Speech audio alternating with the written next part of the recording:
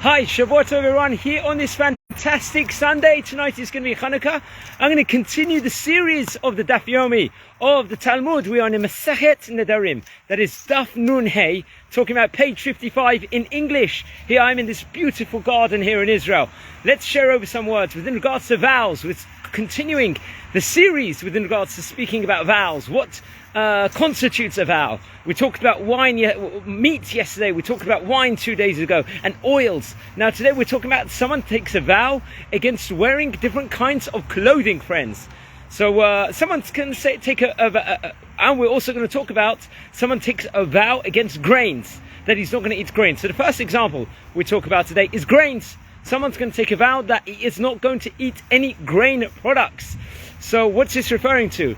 So first of all, it's a machloket between Rabbi Meir and the Chachamim. So Rabbi Meir is going to unequivocally say that if someone takes a vow he's not going to eat any grain products, that is going to be potentially including all different kinds of grains, including polem hamitzrim, all of these different kinds. Anything that's got the form of grain in it, it's going to be asur. However, the Chachamim, the rabbis, the great rabbis, are going to say it's only including the 5 main types of grain, which is actually mentioned, stipulated in the Torah. Any other kind of grain, any other residue, which is not part of this family of the 5 grains in the Torah, is not going to be included in it. Then the Gemara today is going to continue talking about clothing. Someone could take a vow that he's not going to wear any clothing, for example. So is this the case or not? He's going to have to go around naked? It's going to be a huge embarrassment.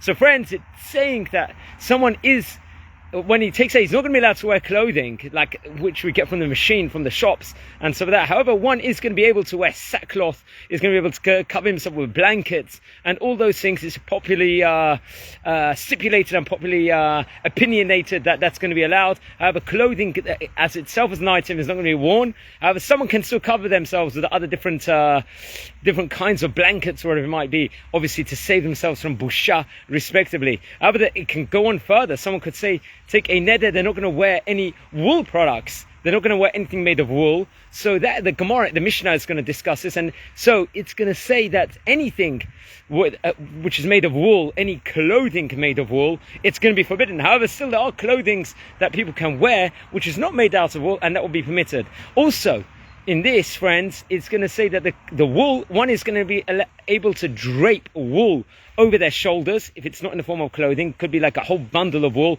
and they can cover themselves with that respectively. So Rabbi Yehuda actually very much advocates that inside the Gemara, when one makes a neder not to wear the clothing, or it might be, we should also look at the way he said it, that he took this neder. How did he take this neder that he's not going to wear wool or anything like that? It could be the guy is exhausted one day working in the wool factory the whole day and dealing with wool and carrying bundles of wool and stuff like that, and he could say, I'm sick of it, I don't want to wear any more wool at this stage in time, I've had enough.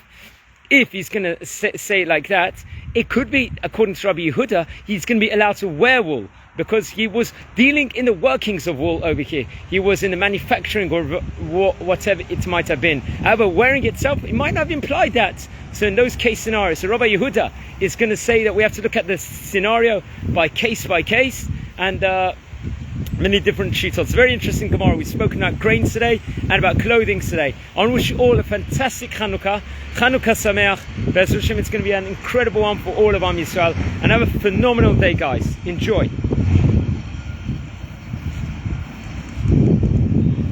Bye.